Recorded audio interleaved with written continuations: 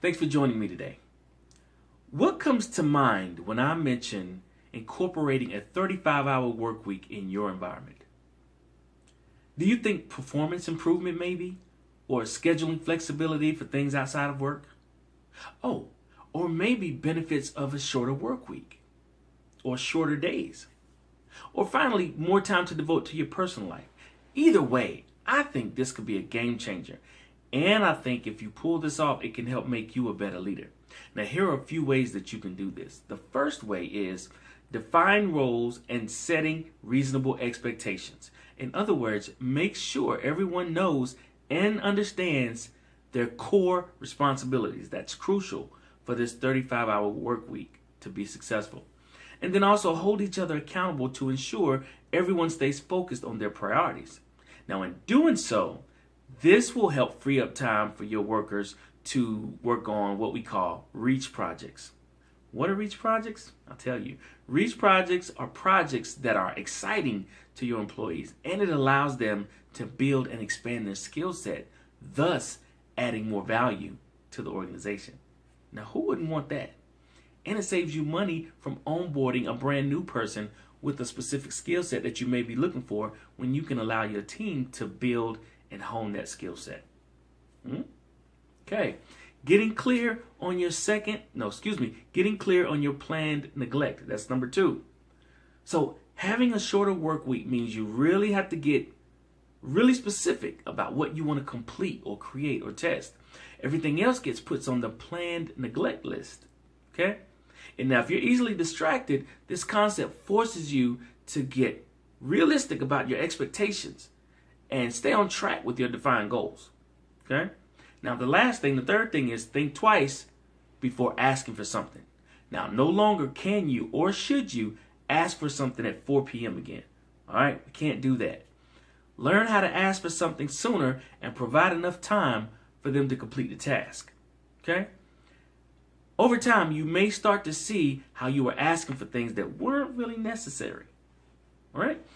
Now, you can either do this yourself or unfairly pull another employee away from their work. Ultimately, pulling back on your requests puts less stress on the team. And that's what we want to do. We want to alleviate as much stress as possible so they can complete the tasks that they need to do. Now, sadly, this won't work for a lot of leaders. Why? I'm glad you asked.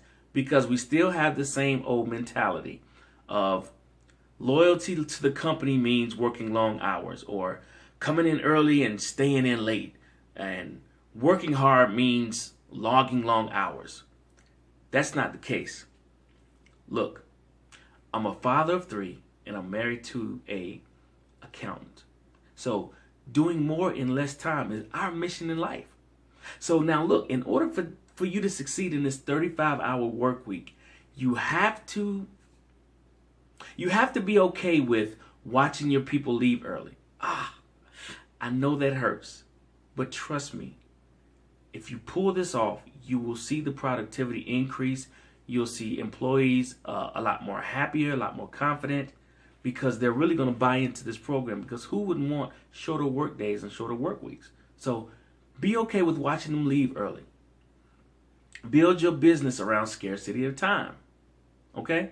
And then the third thing is genuinely get excited about giving your employees more time to pursue other interests. They would love that. And then there's another one is reward your employees for exceeding expectations in a compact amount of time. Imagine that. Imagine your employees exceeding expectations in a 35-hour work week, whereas before in a 40-hour work week, they couldn't. They're doing this because they want more time to themselves or to do other things. And in order to keep this going, they're going to do whatever it takes to make sure that they get to continue to have this privilege of a 35-hour work week. Okay? So if you can't see yourself doing any of those above, then don't bother with this. It's not going to work. Okay? You have to have an open mind. You have to have a team that's willing and wanting to buy in and to make sure that they're working to get the things that they need to get done in the allotted time. And this thing will pull off without a hitch. Okay? That's my time, guys. Thank you so much for joining me today. I appreciate your time, and I'm really believing that these tools and these tips that I'm giving you guys can really help you guys be the leader that people want to follow, and you can be the leader that you want to be and be effective and influential and impactful.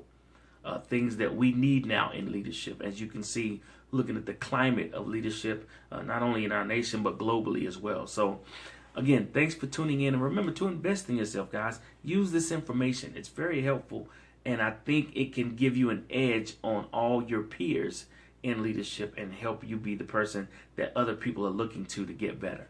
All right? Again, thanks so much, and remember, great leadership equals great results. How are you leading?